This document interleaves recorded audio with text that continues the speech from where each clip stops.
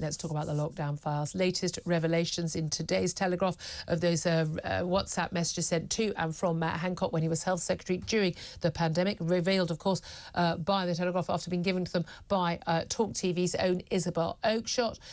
They've been working on them for months. She is facing a lot of shooting of the messenger, even from some of our own journalistic colleagues. But what they have revealed is that, well, Project Fear was used to scare people into compliance. An incredibly callous attitude from those at the heart of government, including senior civil servants like the Cabinet Secretary Simon Case, towards the pressures and the limitations on people's lives. And also, again, revealed today that Matt Hancock rejected the advice from Chris Whitty, the Chief Medical Officer, to cut quarantine down from originally 14 days if you came into contact with somebody to just 5 days of testing, because he said it would imply we've been getting it wrong. So people were not able to get paid work, weren't able to attend family gatherings, go on holiday, do other things, simply because didn't want to make the government look bad. Was this policy based on the science, or was it policy based on ego, career, and let's face it, PR and polling? Well, let's talk about all of that right now with Professor Carl Heneghan. He's a professor of evidence-based medicine at the University of Oxford, a stalwart throughout these years for our sanity. Good morning to you, Carl. Good morning, Julia. Thank you very much indeed. Since last we spoke last week, we've had more and more revelations in the Telegraph, and they have made me both sort of alternatively flabbergasted, angry, upset. I'm not going to lie, I've shed a couple of tears reading some of the stories about the callousness and the casualness and the madness behind some of these decisions that really did impact on people's lives. You're a professor of evidence-based medicine. Is it your view, seeing these WhatsApps, what we see of the evidence so far, that they were following the evidence when they made policy? Well, as it turns out, we weren't following the evidence or science. In fact, what it seems like we were doing now is following Matt Hancock and his word and his merry band of advisors. But what I want to add a new word in here is I'm disturbed by what's happened here, because I think there's a lack of gravitas and seriousness about the issue. Over the weekend, we've seen some journalists trying to deflect the issue into it's about the messenger. And I listened to some of the MPs about this issue. It's like, well, it was in the past. It doesn't really matter. This is about serious government and serious decisions. And when you decide to have a message of fear, that doesn't come without costs. In the workplace, we call that harassment and intimidation. Yet we were allowed to do that across the whole of society because a few people decided they had the power to do it. And I think it has had devastating consequences. And it's not just I think. The evidence is emerging about the true cost of all these issues.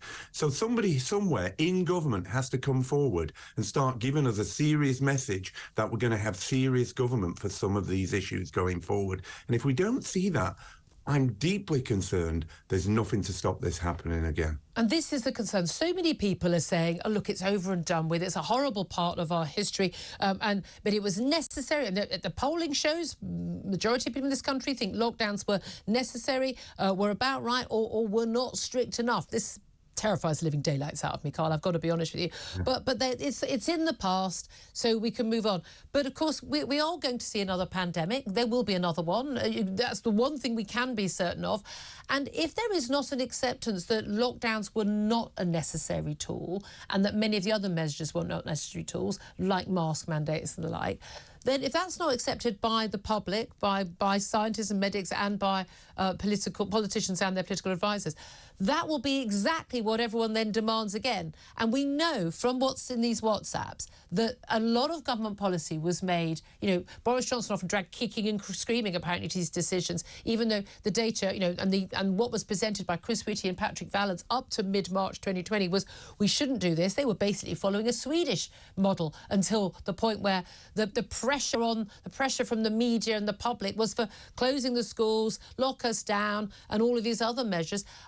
But actually, a lot of these decisions were driven by public demand, by media clamour, all of which itself was driven by the Project of Fear propaganda telling us we were all going to die if we didn't comply.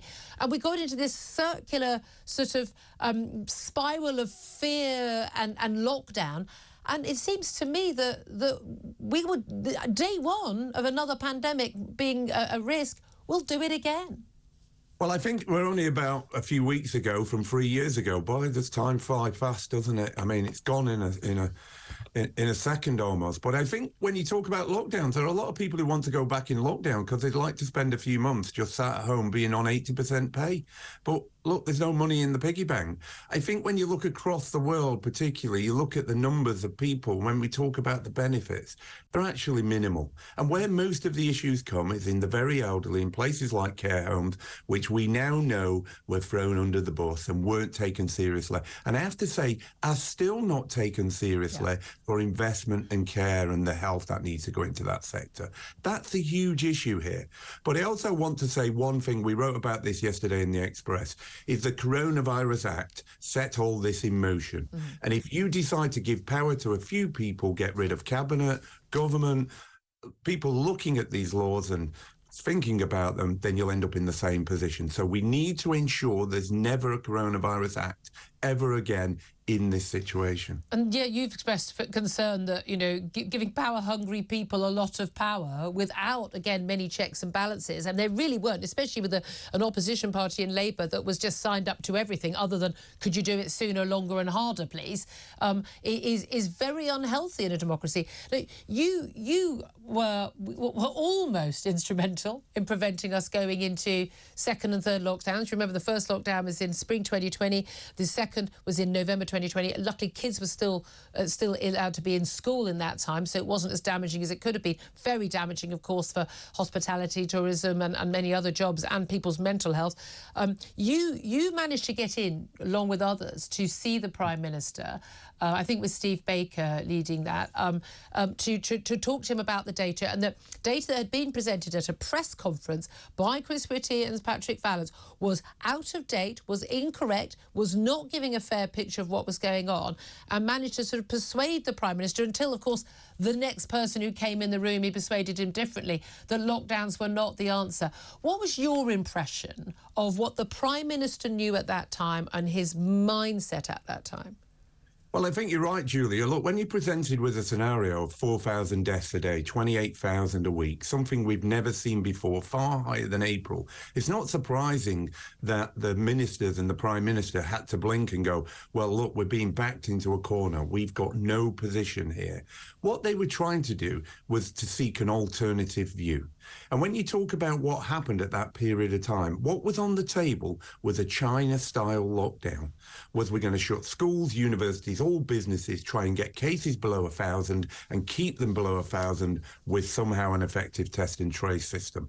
I looked at that. All the serious people in the room looked at that and said, it's implausible. But that's what we were fighting against. We came out with a sort of tier system, which was a result at the time. But actually the key here is, I think what had happened is, for months on end, it'd just been given one side of the picture. And to be honest, that side of the picture is unhealthy in a democracy. What Steve Baker was trying to do is say we now need to have red teams in the room, people who question the issues at hand, and that is the way to go forward. And that's a crucial thing. It was something I know that Margaret Thatcher did on every policy. Here's the policy we want to put in, and there'd be a team of top advisors on one side. You give me the arguments why this should work, and a team on the other side, tell me why this won't work, to actually find out what the issues were. But again, on the data, there was this idea that there was one science, the science. By the way, no such thing. That's the whole point of science, is it does move and change and should be challenged. But also there was one set of data that mattered. And we even had one of these WhatsApp exchanges published yesterday, Matt Hancock sort of decrying the sort of, oh, well, there's this quite positive data, but luckily, you know, the media concentrating on the gloomy data, so that's better for compliance. We were not being given a fair picture. We were being told, for instance, that, you know, A, we're all going to die based on modelling that was completely pie-in-the-sky stuff. B, that we were all equally at risk. I mean, again, that was a lie, and it wasn't something that we discovered later on. By March 2020, we absolutely knew. I went back and looked at the tweets I posted in that period. We 100% knew, based on interviews with scientists and looking at the evidence from China and Italy, that this was a disease affecting the very elderly. 93% of the people who died in this COVID pandemic were over the age of 70, and the vast majority of those were in their 80s and 90s. Very sad, but by the way, the average age of death in this country is 82. So, I mean, we need to get this in perspective, do we not? Well, look, if you said to my grandma, God bless her soul, if you wanted to live the next 2 years versus 2.5 years, but in that period of time, you'll be on your own, you'll never see your family, you'll never see your grandchildren, what decision would she have made? Yeah. The key here is that it's about autonomy. People have the right to choose. And some people will choose quality over quantity when it comes to their life. And I think that's the key issue here, is the idea that you can mandate people and be authoritarian is the bit that has to end. And I want to think about the ridiculousness of what we're talking about. It's like you turn up at the emergency department tomorrow, Julia, you're seriously unwell. And when you turn up, there's Dr Hancock. No experience, no expertise, and there he is ready to make the decisions on your behalf. Yeah. Oh, and by the way, he's got his advisors and his WhatsApp, so everything's okay. That's what basically we're talking about here in the decision-making structure. Yeah. So at the level of government, they have to accept they don't have those skills or experience to be able to make these decisions. Yeah. And when you put that self-importance and delusions of grandeur on top of that, you've got a really toxic recipe that actually has led to a disaster. And what you've said is the public has been misled over and over again. And I want you to, the number of regulation changes in 2020 was 200. Nobody knew the rules. Nobody could keep Certainly up Boris Johnson didn't. yeah, exactly. And I don't think that anybody knew what was actually happening. By the time you got your head around it, it changed again. Yeah. Because we have to keep disrupting society until hopefully something works. Yeah, indeed. Can I just ask you just finally, look, people, you aren't just an academic sitting in your office. You do actually work as an emergency GP. You work throughout this period in an emergency department. You and I never ever pretended this, people just, idiots on social media say, oh, it's just a cold. It's not just a cold. It's a serious disease. A hell of a lot of people have died as a result. People who would have died of other things died much sooner because of this. People were at risk. There was a very strong argument for people, certainly 70 plus, 60 plus, maybe, being very, very careful and us being careful to make sure they could shield and look after themselves. But the key thing here is that, people were dying and they're like, but when you were on the front line during COVID, you were dealing with what was going on in the emergency wards. What was your general impression about what was going on during COVID? Was the NHS overwhelmed, or were we in danger of seeing, bodies piling up in the street? What was your impression? So I work in urgent care. Most of my work is actually doing visits, going out there to care homes, to the very elderly. I think there are 2 or 3 things that are really important I saw. Potentially in care homes, what happened is there was a complete abandonment of individuals. 1 nurse to 20 people. The usual people going in to do the care weren't allowed in the care homes. Particularly in the vulnerable and the elderly, there wasn't the people who went in and looked after them on a daily basis because we said, stay away. I think that needs to be looked at in the inquiry. The second issue is we are short of about 20% of beds when it comes to winter. So what I've always said is you have a rise of 5,000 or 10,000, as we did this December, and suddenly you're completely overwhelmed. We've got less than 100,000 beds for 57 million people. It's a ridiculous number. So we've got no flex in the system.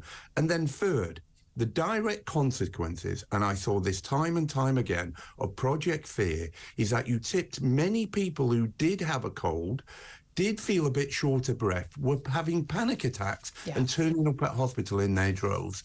And one of the key issues and the problem with that is it led to many, many hospital-acquired infections because he drove many symptomatic people into hospital who didn't need to be there, and then they infected those people who were there, and they had serious consequences. So there are issues to deal with when it comes to Project Fear and the consequences of that.